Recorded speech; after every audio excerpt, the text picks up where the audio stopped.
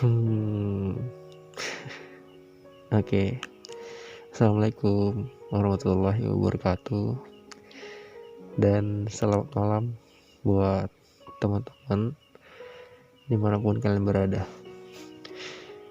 Jadi gimana nih kabar kalian di masa pandemi gini? Ya harapannya tetap bisa jaga diri, tetap bisa berpikir jernih, berpikir positif, dan yang paling penting tetap bisa produktif ya. Ada atau tidak adanya pandemi, seharusnya itu bisa buat jadi challenge untuk diri kita sendiri. Ya hitung-hitung challenge buat adaptasi lah, buat ningkatin skill adaptasi kita. Karena hidup kan selalu berubah-ubah. Dan ada yang bilang nih, hanya ikan mati yang bergerak mengikuti arus. Jadi kita sebagai manusia hidup jangan cuma ngikutin arus doang, tapi sebisa mungkin untuk berperan di dalam itu, untuk membuat arus sendiri. Oke. Jadi itu cuma pengantar doang, kata-kata pengantar. Nah, di podcast kali ini gue pengen cerita sedikit. Iya, sedikit. Nggak tahu nanti kalau panjang ya. Jadi dari SMP itu gue paling pengen sama yang namanya ngerantau. Dari SMP, bahkan semenjak lulus SD aja, itu gue pengen ada di pondok pesantren, tapi nggak kesampaian. Udahlah, jadi gue jalanin kehidupan di SMP seperti biasa. Nah, ketika gue lulus SMP, kejadian yang sama terulang lagi. Itu pengen ngelanjutin di pondok pesantren SMA-nya gitu kan. Tapi nasib berkata lain. Gue nggak jadi mondok dan ngelanjutin di SMA 2 Penajam Pasir Utara waktu itu. Nah, di situ kan gue pengen banget tuh sama yang namanya ngerantau. Karena apa? Karena menurut gue itu gini loh, ngerantau itu bener-bener ngasah skill kita, kemampuan diri kita untuk bertahan tanpa adanya dukungan, bimbingan dari keluarga kita, khususnya orang tua, adik, kakak, bapak, ibu gitu kan.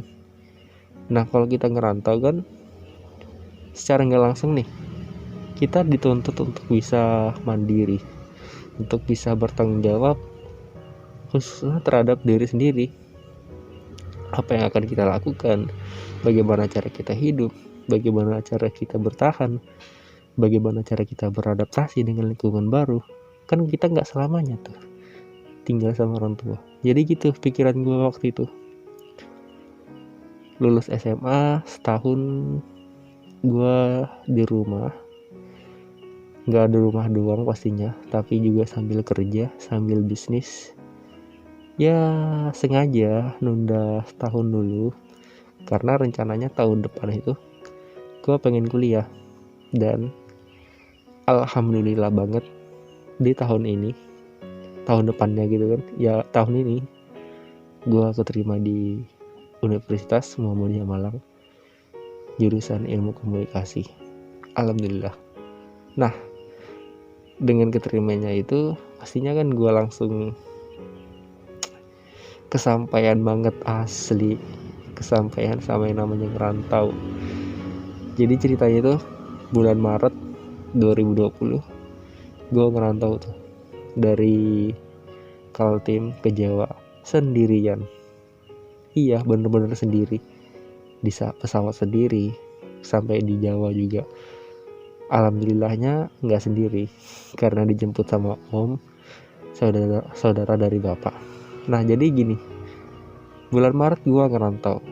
Memang gue dari rumah itu udah daftar online buat kuliah di Jogja, karena kan tesnya itu langsung di universitasnya. Jadi mau gak mau gue harus ke Jawa, ya sekalian ngerantau lah. Tapi hasilnya itu gue nggak keterima kan di Universitas Jogja. Jadi selama di Jawa itu gue tinggal di tempat mbah di Magelang, Jawa Tengah, dari bulan Maret sampai hari ini tanggal 5 September 2020. Lama banget sudah gue di Jawa ini. Dan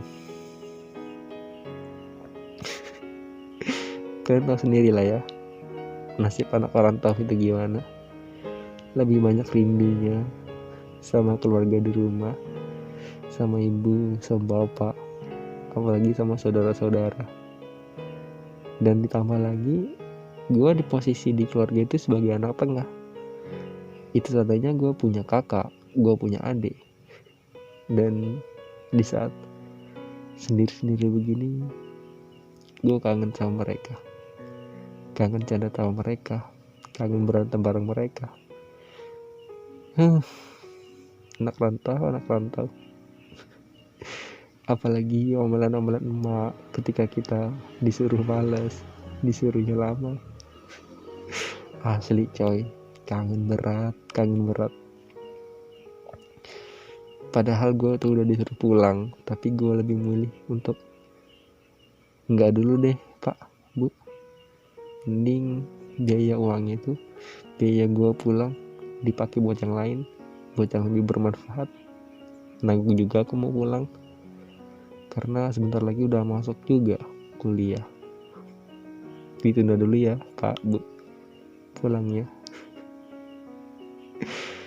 Jadi buat kalian nih yang masih tinggal sama orang tua, bersyukur masih bisa ketemu, masih bisa ngobrol, masih bisa ngerasain makanan minuman dari ibu kalian.